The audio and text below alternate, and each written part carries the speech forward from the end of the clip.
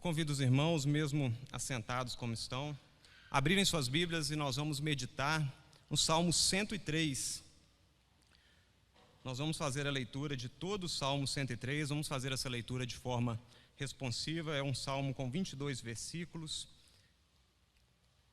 E nós vamos fazer então a leitura desse salmo, de todo o salmo, e vamos meditar nessa noite nesse salmo. A misericórdia de Deus, eu irei iniciar, os irmãos em seguida. Salmo 103. Bendize, ó minha alma, ao Senhor, e tudo que há em mim, bendiga ao seu santo nome.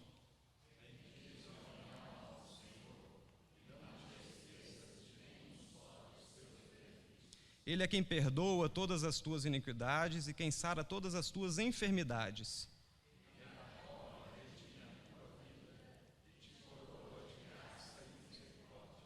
Quem farta de bens a tua velhice, de sorte que a tua mocidade se renova como a da águia.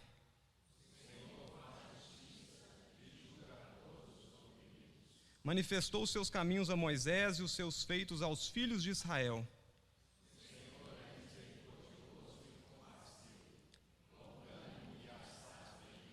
Não repreende perpetuamente, nem conserva para sempre a sua ira.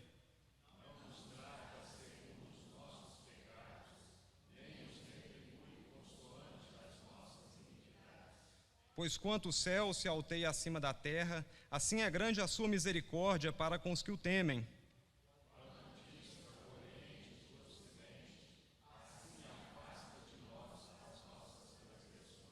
Como um pai se compadece de seus filhos, assim o Senhor se compadece dos que o temem.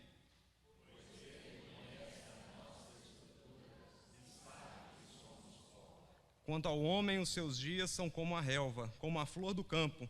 Assim ele floresce,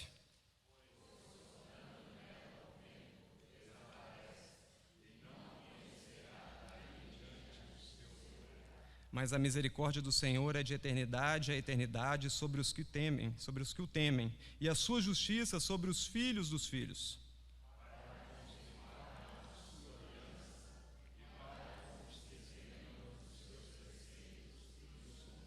Nos céus estabeleceu o Senhor o seu trono, e o seu reino domina sobre tudo.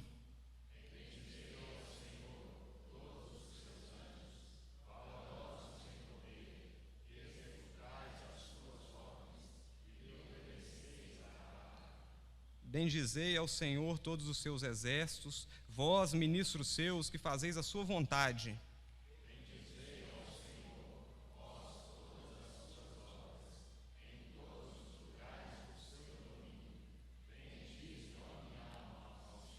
Amém. Permaneça com sua Bíblia aberta no Salmo 103, deixe ela aberta aí, não feche. Nós vamos, durante todo o sermão, durante todo esse momento, nós vamos voltar no texto o tempo todo. Então permaneça com ela aberta no Salmo 103. Meus irmãos, o Salmo 103 é, na minha opinião, um dos salmos mais bonitos entre os salmos de louvor. Podemos dizer, talvez, que esse Salmo 103 seja a acrópole, ou seja, o ponto mais alto, mais elevado dos salmos de gratidão e louvor a Deus que temos. Ele é um convite à adoração. Ele inicia e termina exortando-nos a louvar a Deus. A sensação que temos quando nós chegamos no final do Salmo 103, no versículo 22, é de dizer: que salmo maravilhoso. Que salmo esplêndido, de louvor e de gratidão. O livro de Salmos, meus irmãos, ele foi escrito durante um período de aproximadamente 1000 anos. Todo o livro de Salmo. Isso significa que são 150 salmos, então, escritos por diferentes autores, que viveram em diferentes épocas, e o resultado disso é que há uma enorme dificuldade em determinar o contexto histórico de cada salmo. Ou seja, quando um salmo em particular ele teve a sua origem. Na verdade, é quase impossível a gente determinar isso para a grande maioria dos salmos. Então, nós temos alguns salmos que fazem, sim, referências em seus títulos a momentos específicos da história. Quando a gente vai no Salmo 103, por exemplo, o subtítulo lá diz que Davi escreveu esse salmo, o Salmo 3, quando ele fugia de Absalão. Outro exemplo é o Salmo 51, escrito por Davi quando foi repreendido por Deus através do profeta Natã, quando estava em pecado ali, ou quando pecou com Batseba. São alguns salmos que têm sim uma referência histórica. Contudo, meus irmãos, nem todos os salmos possuem esses títulos históricos ou essas referências históricas. E tampouco o autor nos informa o contexto no qual motivou ele a escrever aquele salmo. Isso provavelmente acontece porque os salmos, meus irmãos, eles eram usados no culto formal em Israel. Era importante que os salmos expressassem um sentimento geral para ser compartilhado por toda a congregação, por todo o povo de Israel. E isso continua sendo uma verdade nos nossos dias. Isso continua sendo atual para a igreja nossa nos nossos tempos. Ou seja, não precisamos saber o que deu origem a um determinado salmo para podermos usá-lo de forma prática em nossas vidas, de forma prática aqui na igreja do Senhor. E o Salmo 103, o qual nós iremos meditar nessa noite, ele é trabalhado como se fosse um grande poema, dividido em versos que se completam. Um salmo extremamente lindo. Este salmo ele é atribuído ao rei Davi. Seu conteúdo parece ser o balanço da vida de uma pessoa já experiente, com idade já avançada. Davi, meus irmãos, com certeza, não escreveu esse salmo na sua juventude. Davi não escreveu esse salmo com seus 30 e poucos anos. É um salmo escrito por alguém já vivido, com muita experiência, com muita bagagem, maduro, com maturidade. Então devemos atribuir esse salmo aos seus anos mais maduros, quando ele sentia mais a preciosidade do perdão, quando ele tinha mais um senso aguçado do que era realmente o pecado, a misericórdia de Deus. E isso não era quando ele estava moço. Então provavelmente Davi escreveu esse salmo já em idade avançada, experiente. E vamos começar então a ler novamente o versículo 1. Acompanhe. Bendiz, ó minha alma, ao Senhor, e tudo que há em mim, bendiga o seu santo nome.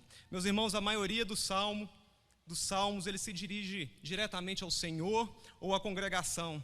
Mas Davi aqui também nos ensina a olhar para nós mesmos, a falar com nós mesmos.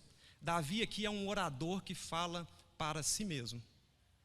O pastor americano chamado Paul Tripp, ele gosta de dizer que ninguém é mais influente em sua vida do que você mesmo, porque ninguém fala mais com você do que você mesmo.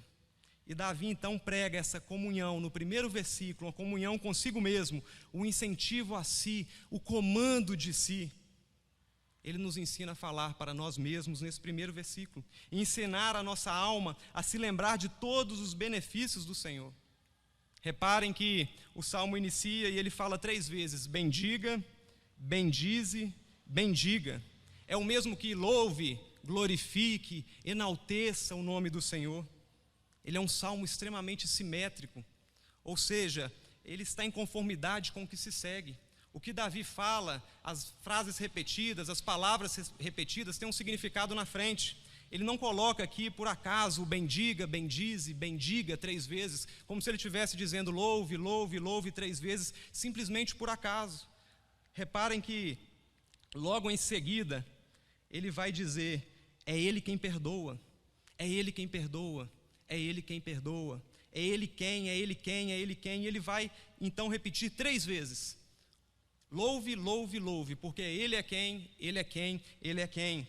Ele segue no versículo 3, é Ele quem perdoa as tuas iniquidades, quem sara todas as suas enfermidades. Então louve, por quê? Porque Ele é quem perdoa as tuas iniquidades. O salmista, meus irmãos, está nos lembrando aqui que o primeiro benefício da graça de Deus é o perdão dos nossos pecados.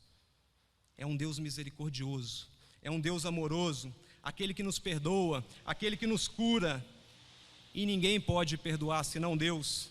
Ninguém pode oferecer perdão senão o Pai. É Ele quem nos perdoa. E Davi então, em seguida, ele vai chamar o pecado de doença, de enfermidade.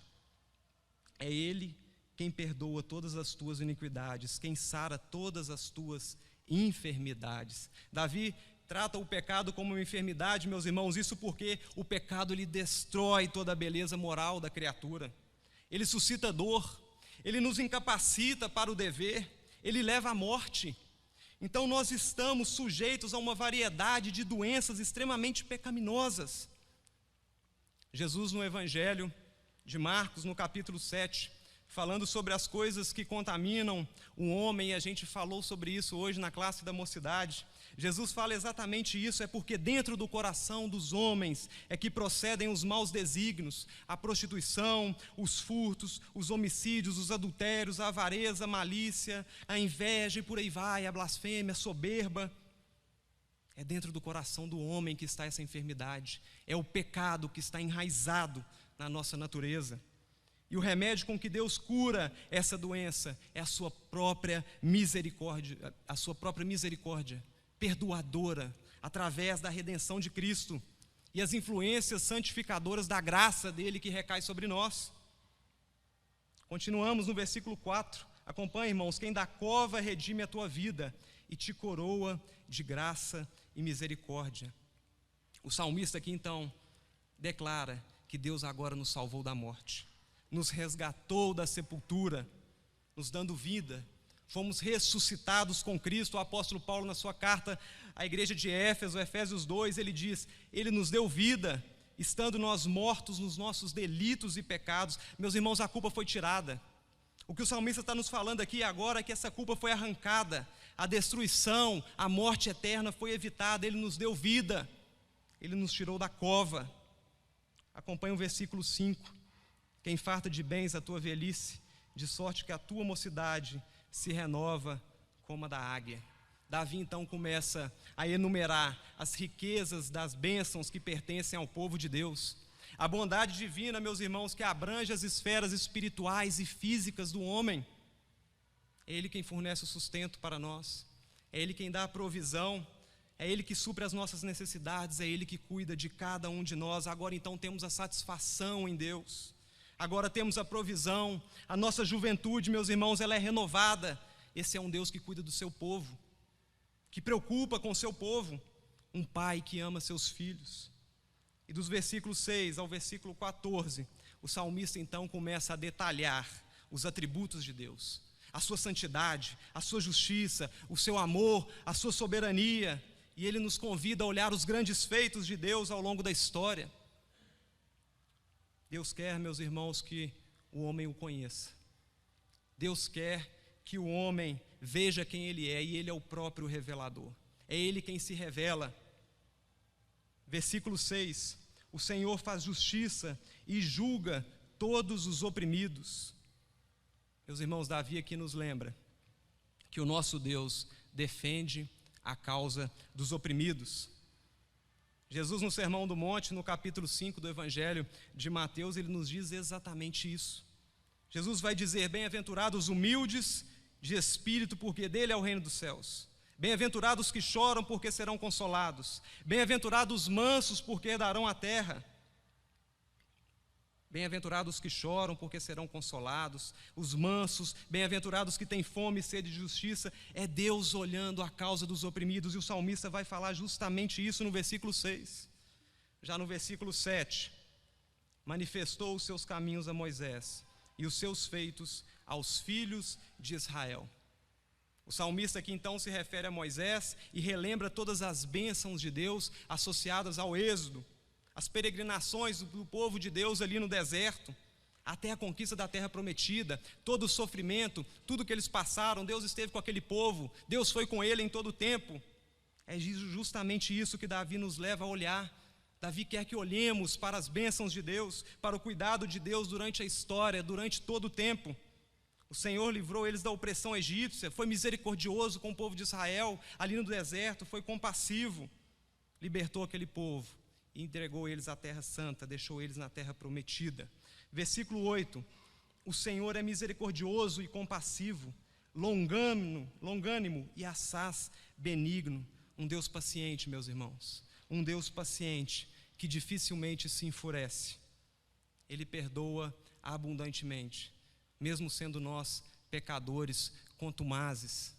Caímos o tempo todo, pecamos contra esse Deus em todo momento, mas mesmo assim Ele é paciente e Ele perdoa. E só esse Deus sabe o que é um perdão abundante, pois Ele nos perdoa com abundância. Acompanhe novamente o versículo 9: Ele não repreende perpetuamente, nem conserva para sempre a sua ira. Meus irmãos, apesar desse Deus ser completamente santo, completamente justo. O fato de Deus estar contendo sua ira por enquanto faz com que muitos, de forma enganosa, faz que muitos pensem que podem escapar com seus pecados. Lê do engano, por causa da misericórdia paciente que Deus tem, a misericórdia paciente que Deus usa, este pode ser um erro fatal que nós cometemos. Todo pecado cometido será solicitado uma prestação de contas. Nós precisamos ter esse entendimento. Deus vai cobrar, ninguém vai escapar ileso. Versículo 10. Não nos trata segundo os nossos pecados, nem nos retribui consoante as nossas iniquidades. Deus nos perdoa, meus irmãos, porque Ele nos ama, não porque merecemos. Não recebemos perdão por mérito nosso, jamais. Não merecemos nada senão a ira de Deus sobre nós, mas Ele quer nosso bem. É um favor imerecido, é graça de Deus. O perdão de Deus então mostra para nós como Ele é bom, como Ele é misericordioso com seu povo, como Ele é compassivo. Versículo 11. Pois quanto o céu se alteia acima da terra, assim é grande a sua misericórdia para com os que o temem. Aqui está, meus irmãos, uma passagem maravilhosa, porque está mostrando para nós a estatura, a extensão, a profundidade do amor divino. O apóstolo Paulo, na sua carta aos Romanos, no capítulo 11, discorrendo ali sobre a escolha de Israel como povo de Deus, o remanescente fiel, Paulo vai falar sobre a eleição segundo a graça, no capítulo 11 de Romanos, a misericórdia de Deus para todos, e ele chega no versículo 33, então, do capítulo 11, da sua carta aos Romanos, e ele fala num estilo lírico. Paulo usa uma linguagem poética, e ele usa como se fosse um salmo de louvor, o versículo 33, e ele relata então a maravilhosa sabedoria dos desígnios divinos, e diz um texto que nós conhecemos e muita gente conhece de cor, que fala: ó profundidade da riqueza, tanto da sabedoria como do conhecimento de Deus, quão insondáveis são os seus juízos e quão inescrutáveis os seus caminhos. Quem, pois, conheceu a mente do Senhor? Ou quem foi o seu conselheiro? Ou quem primeiro deu a ele para que lhe venha a ser restituído? Porque dele, e por meio dele, e para ele, são todas as coisas. A ele, pois, a glória eternamente. Amém. Parece que o apóstolo Paulo se inspirou justamente no versículo 11 aqui do Salmo 103, para escrever esse versículo 33 em Romanos 11, uma passagem que mostra justamente a estatura, a extensão, a profundidade desse amor divino para conosco. Versículo 12: quando dista o oriente do ocidente, assim afasta de nós as nossas transgressões. Meus irmãos, aqui há a absolvição completa, aqui há o perdão total. Deus nos mostra a altura e a largura da sua misericórdia, elas são infinitas. Absolvição completa, perdão total do nosso Deus para conosco. E o versículo 13 e 14: como um pai se compadece de seus filhos, assim o Senhor se compadece dos que o temem, pois Ele conhece a nossa estrutura e sabe que somos pó. Deus se compadece daqueles que o temem. Sua piedade, meus irmãos, é justamente de um pai tendo compaixão pelos seus filhos, e Ele sabe do que somos feitos. Ele conhece a nossa estrutura, foi Ele mesmo que nos formou, Ele nos fez do pó, e agora Ele relembra aqui que somos feitos do pó. Ele nos faz relembrar justamente isso. E o salmista então chega no versículo 15 e no versículo 16 dizendo: quanto ao homem, os seus dias são como a relva, como a flor do campo, assim ele floresce, pois soprando nela o vento desaparece e não conhecerá daí em diante o seu lugar. Meus irmãos, Davi está falando aqui da brevidade da vida, seu surgimento, seu progresso, a sua glória, a sua queda e o seu esquecimento. Ou seja, a nossa vida, assim como a relva, como a flor do campo, ela é breve, ela é extremamente passageira. Moisés, no Salmo 90, ele também nos fala da brevidade da vida, da transitoriedade do homem, e está diretamente ligado a esse trecho, esse versículo 15 e 16 que acabamos de ler, O Salmo de Moisés, quando ele fala, nos versículos 3, 4, 5 e 6, ele diz: tu o arrastas na torrente, são como um sono, como a relva que floresce de madrugada viceja e floresce, à tarde murcha e seca. Moisés falando no Salmo 90 também, sobre a brevidade da vida, a transitoriedade do homem. Ontem, meus irmãos, fez exatamente um ano que houve ali o rompimento da barragem de Brumadinho, ali de Córrego do Feijão, 25 de janeiro de 2019. Desceram ali aqueles rejeitos arrastando praticamente tudo que tinha pela frente, deixou mais de 230 mortos, tantos outros que ainda estão desaparecidos. Uma das maiores tragédias do nosso país, do nosso estado, um desastre industrial, humanitário e ambiental sem precedentes. Quantos ali, naquele dia, 25 de janeiro, há um ano atrás, não acordaram pela manhã cheios de energia, cheios de alegria, fizeram planos, imaginavam um futuro e achavam que teriam tempo para isso?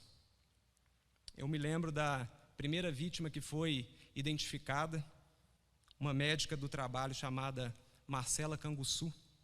Por coincidência, alguns anos antes, ela estava entrando para a Vale, fazendo ali o processo seletivo. A minha esposa, a Rafaela, na área de enfermagem, na área dela, fez o processo seletivo juntamente com essa Marcela. Conheceu ela ali, as duas entraram nessa época.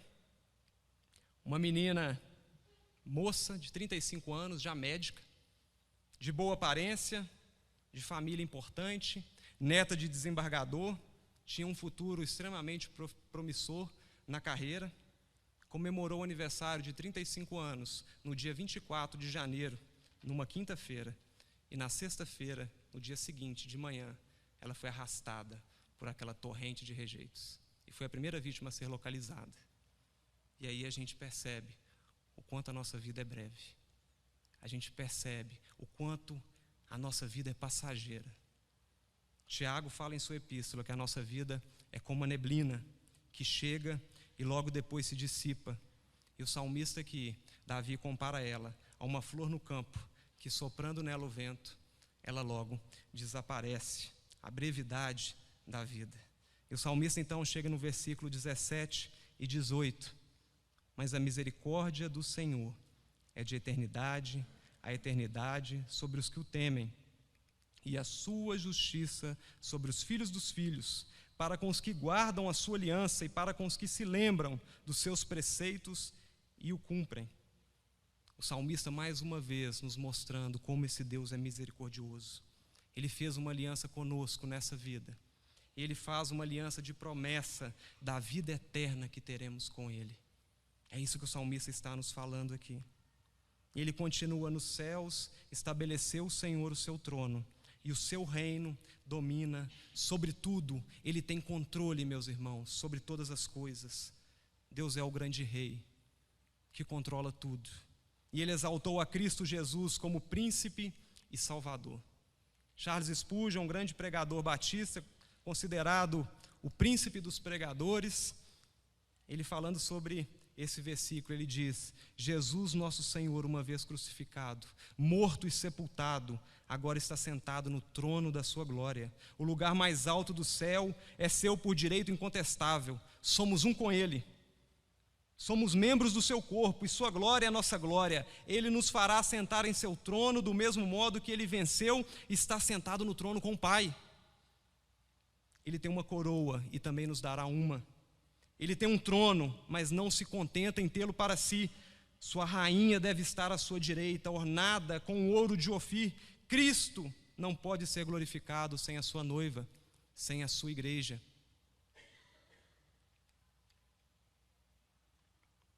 Davi, então, meus irmãos, começa esse salmo falando para ele mesmo, louvar, bendizer ao Senhor. E ele relembra a grandeza desse Deus, seus benefícios para o seu povo. E Davi fala da misericórdia, da santidade, da justiça, do seu infinito amor. Ele nos mostra como Deus é um Pai bondoso, Em seguida, ele nos faz refletir sobre a brevidade da vida, a certeza da vida eterna que aqueles que guardam e cumprem os teus ensinos terão. Davi, então, agora exalta sobremaneira a majestade de Deus, seu trono estabelecido nos céus e o seu reino que domina sobre tudo e sobre todos. E nós chegamos no versículo, então, 20 e 21. Bendizei ao Senhor todos os seus anjos, valorosos em poder, que executais as suas ordens e lhe obedeceis a palavra. Bendizei ao Senhor todos os seus exércitos, vós ministros seus, que fazeis a sua vontade. Davi agora, meus irmãos, ele convida todos os anjos, todo o exército, eu e você, todos que cumprem a vontade do Pai, todas as obras de Deus para louvá-lo em todos os lugares. E nós chegamos então no último versículo do Salmo, versículo 22, e nós voltamos à mesma frase lá do início. Bendizei ao Senhor, bendiz ao Senhor. Porém agora não é mais o salmista falando apenas para ele louvar ao Senhor, não é uma exortação para ele mesmo, agora é uma exortação para que todos louvem juntos a esse Deus grandioso, a esse Deus misericordioso, a esse Deus bondoso, a esse Deus santo, esse Deus justo. É como se Davi nos convidasse a repetir o que ele estava dizendo apenas para ele mesmo. Porém agora, diante de tudo que foi dito, de todos os argumentos que ele descreve ao longo do Salmo, é necessário repetirmos com ele. E ele nos convida a fazermos isso. E eu convido você nesse momento a ficar de pé. E vamos ler o versículo 22, todos juntos. E vamos encerrar assim esse sermão. Como um convite a adorar, a bendizer, a louvar esse Deus. Vamos em uma só voz ler o versículo 22. Toda a igreja. Bendizei ao Senhor, vós, todas as suas obras, em todos os lugares do seu domínio. Bendize, ó minha alma, ao Senhor. Feche seus olhos. Querido Deus, obrigado, ó Pai, porque a Tua palavra ela é viva, ela é eficaz, ó Deus. Obrigado porque ela é atemporal, ó Pai. E assim como serviu no tempo de Davi, ela serve para nós hoje, ó Deus. Obrigado por esse salmo tão maravilhoso, ó Pai, que nos leva a adorar ao Senhor, ó Pai, que nos exorta a termos uma vida de louvor e gratidão ao Teu santo nome, ó Pai. Que essa possa ser uma verdade em nossas vidas, ó Pai. Que a nossa vida possa ser uma expressão verdadeira de louvor a Ti, ó Pai, que é o nosso Deus, ó Pai, que é grandioso, que é misericordioso, bondoso, um Deus santo, um Deus justo, ó Pai, que governa tudo, que controla todas as coisas, que é dono das nossas vidas, ó Pai. O Senhor é o nosso Salvador, ó Pai, que a nossa vida possa representar isso em todo o tempo, ó Pai. Que possamos, assim como o salmista, aprender a falar para nós mesmos, em todo o tempo, que devemos louvar a Ti, bendizer o Teu santo nome, ó Pai. Tenha misericórdia das nossas vidas, nos ajude, em nome de Cristo Jesus. Amém. Podemos assentar.